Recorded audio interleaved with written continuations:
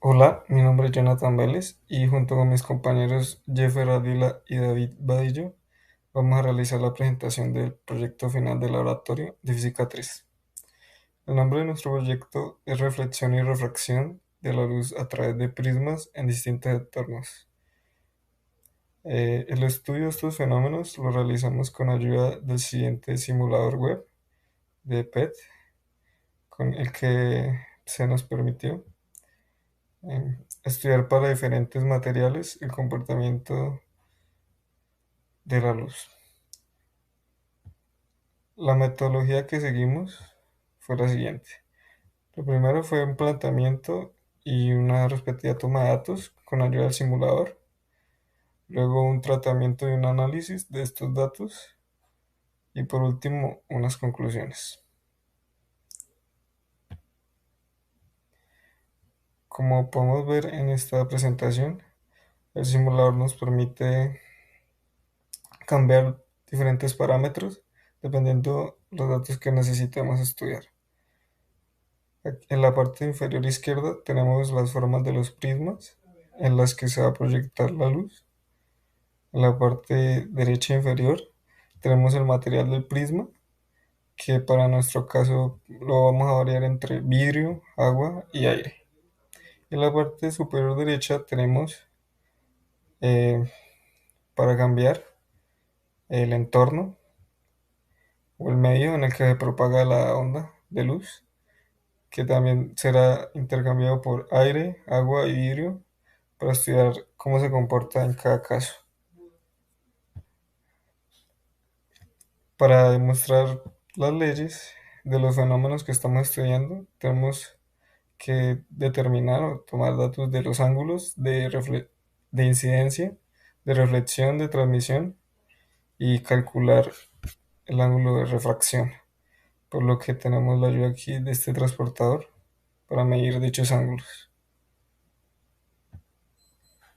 En esta presentación podemos ver otro de los casos que se plantean durante el proyecto, con un entorno de vidrio. Y en este caso tenemos el prisma circular de material de aire. Y pues como podemos observar, cambia los ángulos de un caso al otro. La razón por la que escogimos este proyecto es porque queremos comprobar y estudiar la relación que tienen las leyes de reflexión y refracción para los rayos con respecto al entorno en el que se propaga la onda de luz.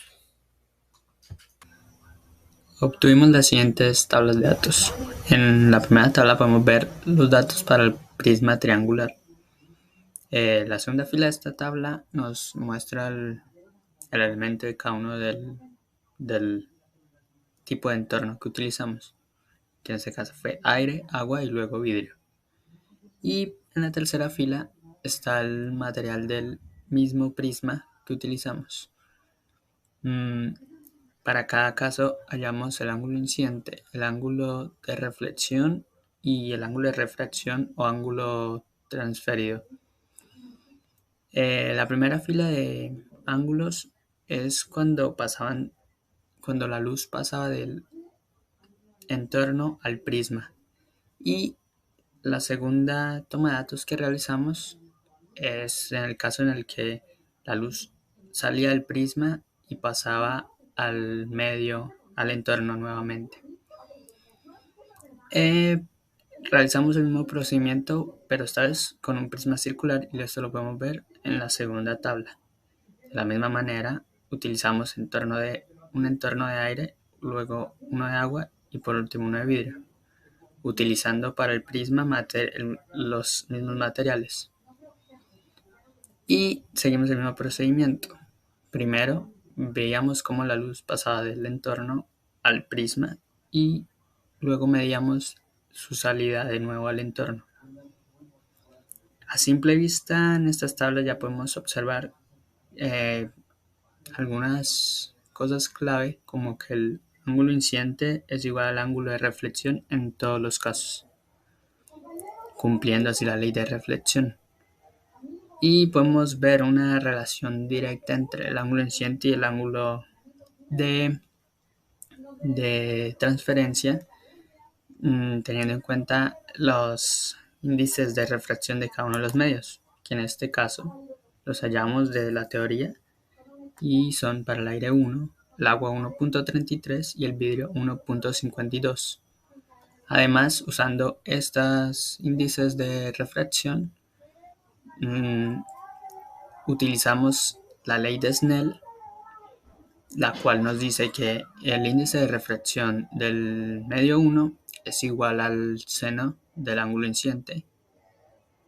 Perdón, el índice de refracción del medio 1 por el seno del ángulo incidente es igual al índice de refracción del medio 2 por el seno del ángulo transferido o el ángulo de refracción. Aplicamos esta fórmula para cada uno de los datos obtenidos y podemos observar que no se cumple con exactitud, pero se obtienen valores cercanos entre sí.